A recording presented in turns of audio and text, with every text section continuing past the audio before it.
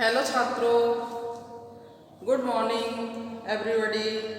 R K PG science college Kalwar Jaipur की online क्लासों में आपका स्वागत है।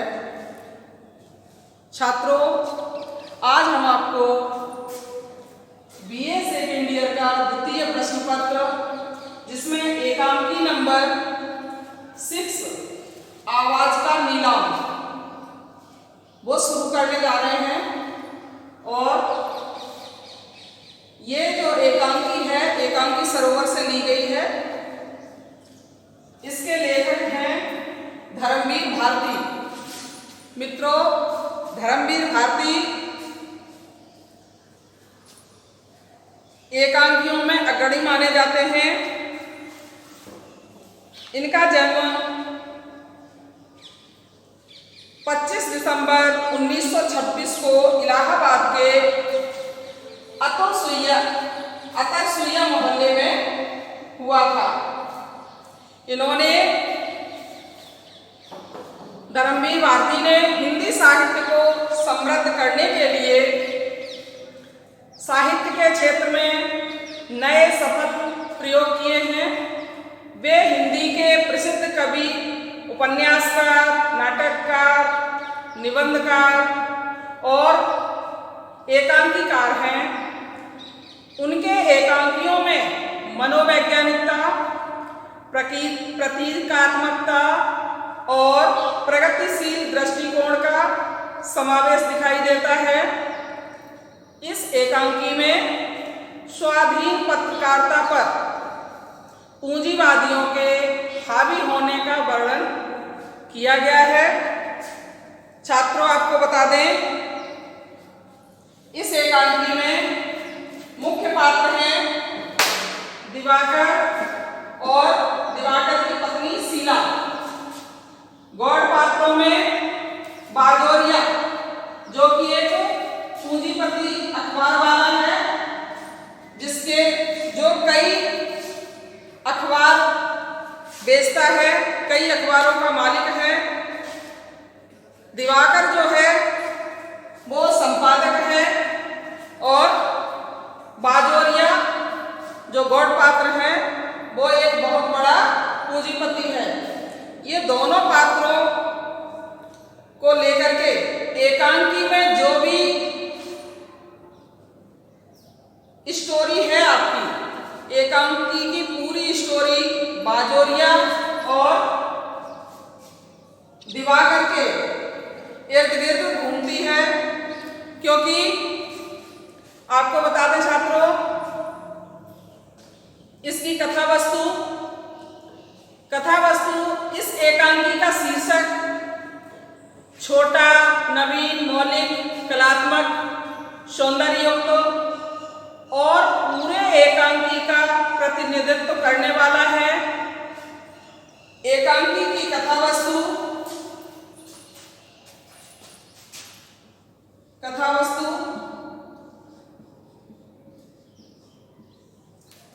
दिवाकर और बाजोरिया के इर्द गिर्द घूमती है। मित्रों, आपको बताएं, दिवाकर और बाजोरिया दो पात्रों के माध्यम से एकांकी की कथा वस्तु का विस्तार किया गया है। एकांकी में एक सच्चे पत्रकार की स्थिति और आजकल पत्रकारिता पर हावी होने वाले पूंजीपतियों की पकड़, इसका चित्रण किया गया है।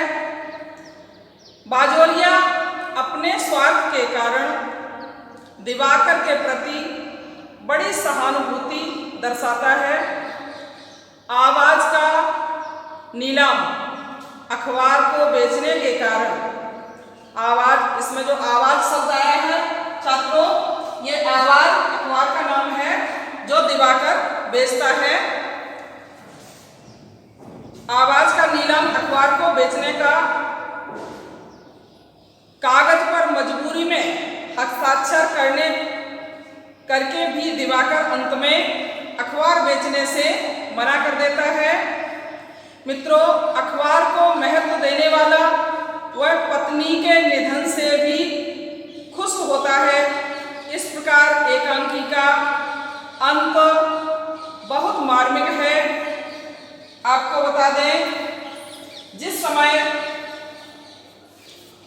दिवाकर के परिवार की आर्थिक तंगी के कारण बहुत ही नाजुक हालत है, दिवाकर की पत्नी शीला वो हमेशा बीमार रहती हैं और उस बीमारी के कारण वो जितना कुछ कमाता है वो सारा पैसा उसकी बीमारी में लग जाता है। यहाँ तक कि उसने बाजोरिया, जो कि आपका गॉडफादर है, इससे भी बहुत सारा पैसा उधार ले रखा है पत्नी के इलाज के लिए। लेकिन एक दिन दिवाकर हारा थका बाहर से आता है। उसके रूम में एक मेज पड़ी है, एक चेयर पड़ी है। वहाँ बैठ कर के सभी चीजें अस्त व्यस्त हालात में हैं। चेयर के पीछे एक बड़ा सारा चंद्रशेखर आजाद का चित्र लगा हुआ है। मित्रों, उस चित्र पर बहुत सारी धूल मिट्टी, डस्ट छाई हुई है। बाजोरिया जो है उसी समय फोन करता है और दिवाकर को बोलता है कि आप जो है अखबार बेचना चाहते थे, उस बात का क्या हुआ। इधर दिवाकर जो है अपनी पत्नी को लेकर के आर्थिक तंगी में डूबा हुआ सारे दिन सिगरेट पीता रहता है, सारे दिन यूं ही अस्त व्यस्त हालात में रहता है। वही खुट्टी पर उसका कोट टंगा हुआ है, वहीं वो चेयर पर बैठ जाता है। चेयर पर बैठते ही फिर घंटी बजती है, बाजोरिया साहब का फोन आ जाता है। दिवाकर बाजोरिया साहब का फोन उठा के बोल देते हैं कि भाई आ जाओ, घर पे आ जाओ, क्योंकि बाजोरिया जो है दिवाकर का अखबार खरीदना चाहता है और दिवाकर भी अपनी पत्नी के इलाज के लिए मजबूरी के कारण उस अखबार को बेचना चाहता है। लेकिन मित्रों, होता क्या है, आगे इसने जो है बाजोरिया काम पड़ने पर विनम्र व्यवहार करता है, जबकि दिवाकर सच्चाई को कहने से नहीं हिचकिचाता। वह अखबार के प्रति समर्पित है। उसने अखबार निकालने के लिए बहुत बड़ी साधना की है। इसके लिए उसे आर्थिक कठिनाइयाँ, सरकार और पूंजीपतियों का विरोध सहना पड़ा और वह जनता की आवाज़, आत्मा की आवाज़ और सत्य की आवाज़ को महत्व देने वाला है। मित्रों, दिवाकर जो है वह अपनी पत्नी के इलाज के लिए अखबार बेचने को तैयार हो जाता है, परंतु शीघ्र ही स्वाभिमान जागृत होने से बाजोरिया को अखबार बेचने से मना कर देता है। मित्रों, दिवाकर जो है इस एकांकी में वह कहता है, भीख मांगकर, फर्नीचर बेचकर, अपने खून से अखबार छापूंगा, परंतु हाथ नहीं बेचूंगा। इस प्रकार आलोच्य एकांकी में पात्र एवं चरित्र चित्रण की दृष्टि से यह एक सफल एकांकी है। मित्रों, इस एकांकी का मूल कारण क्या है?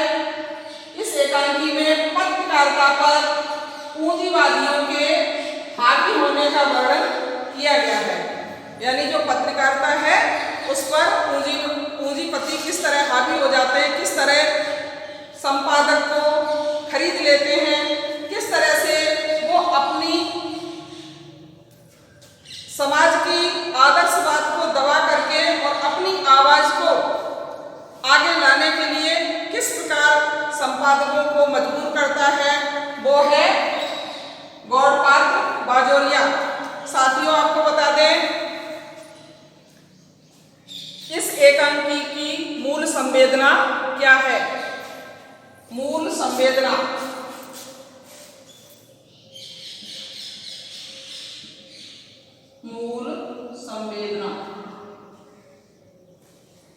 मित्रों, मूल संवेदना में आपको बताएं, आवाज का नीलाम एकांकी की मूल संवेदना, साहित्यकार संवेदनशील होता है।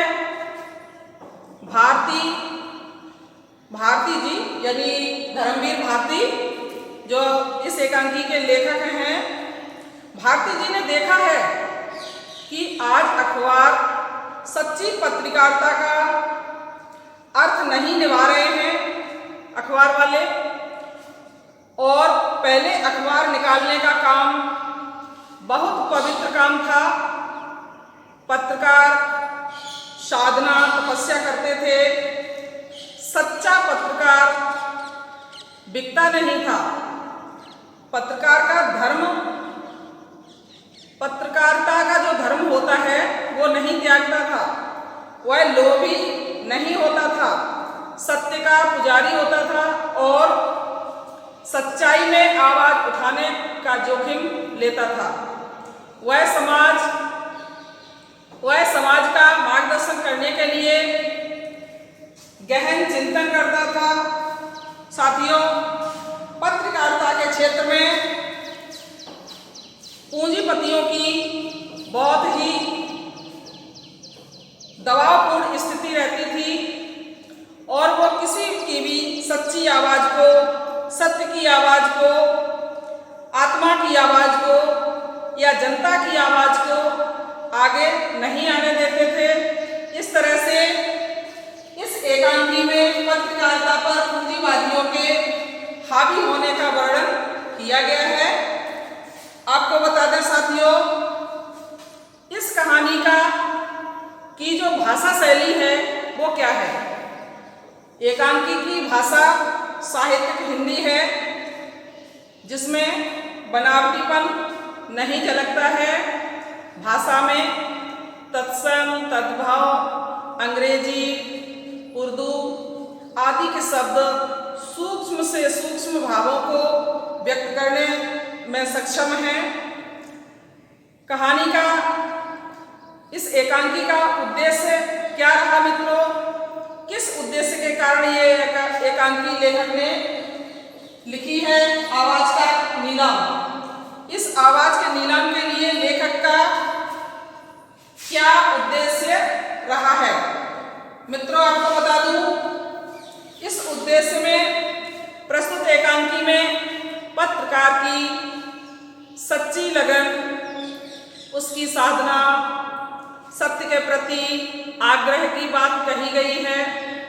दूसरी ओर पत्रकारिता पर आज पूंजीपतियों की पकड़ के बारे में कहा गया है। लेखक ने बताया है कि पूंजीपतियों के अखबारों में सच्चाई को महत्व नहीं दिया जाता है। इसका उद्देश्य धन कमाने का रहता है। पूंजीपति सच्चाई को सामने लाने ही नहीं देते हैं। हमेशा उनका यही औचित्य रहता है कि जो अखबार है वो रंग बिरंगा हो, थोड़ा सा लुभावना हो, ताकि उनके पास बहुत सारा पैसा आ सके, बहुत सारे उनके कस्टमर तैयार हो सके।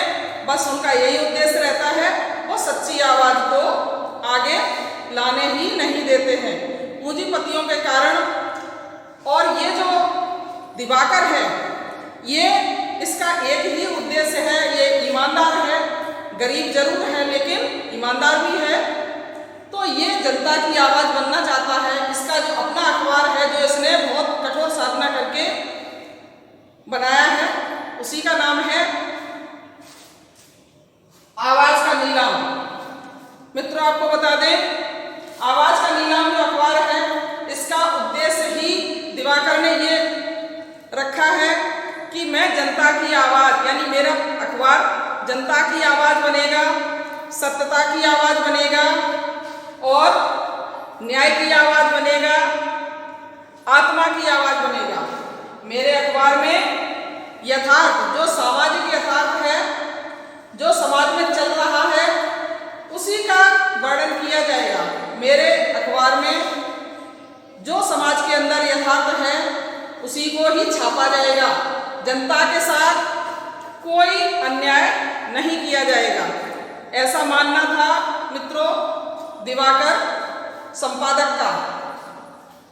और आपको बता दें, इस एकांकी में निष्कर्ष के तौर पर हम समझ सकते हैं, क्योंकि इसकी स्टोरी तो थोड़ी सी लंबी है और निष्कर्ष हम आपको बाद में बताएं, पहले थोड़ा स्टोरी का और बता दें। अखबार बेचने वाला जो दिवाकर है, इसकी पत्नी शीला, वो हॉस्पिटल में एडमिट रहती है, बीमार रहती है।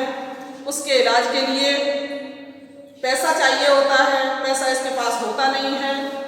और जो बाजोरिया है, ये दिवाकर से बड़े प्यार से, बड़े आत्मीयता से बात करता है और आत्मीयता से बात करते करते उसका एक ही औचित्य रहता है कि वो इसके अखबार यानी आवाज का नीलाम अखबार को खरीद ले।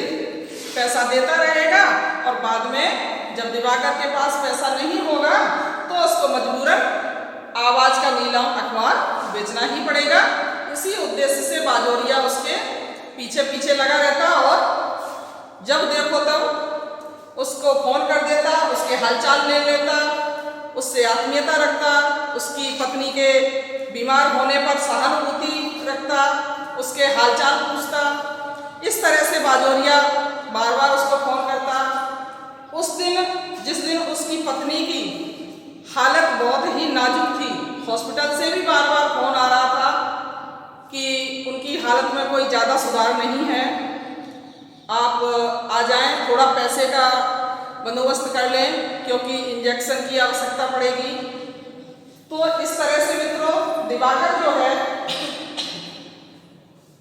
दिवाकर पैसे के इंतजाम के लिए वो सोचता है क्यों ना बाजोरिया साहब को घर पे ही बुला लिया जाए, जिससे पैसे का इंतजाम भी हो जाएगा और अखबार तो बेचना ही है तो पेपरों पे साइन भी कर दूंगा, सिग्नेचर भी कर दूंगा। ऐसा सोचते हुए बाजोरिया जब उसके समाचार लेने के लिए फोन करता है तो दिवाकर जो है उसको घर पे ही बुला लेता है। घर पे अंदर आते ही, क्योंकि दिवाकर के मन में जो है ना बाजोरिया के प्रति बिल्कुल भी ना कोई श्रद्धा है ना कोई सहानुभूति है, क्योंकि बाजोरिया टोटली झूठा व्यक्ति है, टोटली पूंजीपति जरूर है लेकिन उसके पास सच्चाई को लेकर के कुछ भी नहीं है। इसलिए दिवाकर उस पर हमेशा ही मन से नाराज रहता है और वो बाजोरिया के आने पर इशारे से कह देता है आइए बाजोरिया साहब, इशारा करता है बैठ जाइए, क्योंकि उसके मन में खिन्नता रहती है, दांती पीसता है आ गए बाजोरिया साहब अखबार खरीदने, इस तरह से मन में सोचता रहता है, बुदबुदाता रहता है। बाजोरिया साहब बैठ जाते हैं। दिवाकर कहता है बाजोरिया साहब आप आ गए हैं, बैठिए और अभी हम आपको पेपर देते हैं जिसपे आपके सिग्नेचर करवा लेते हैं। दिवाकर पेपर लेके आता है, कौन से, आवाज का नीलम अखबार के, और उसको देता है साइन करने के लिए।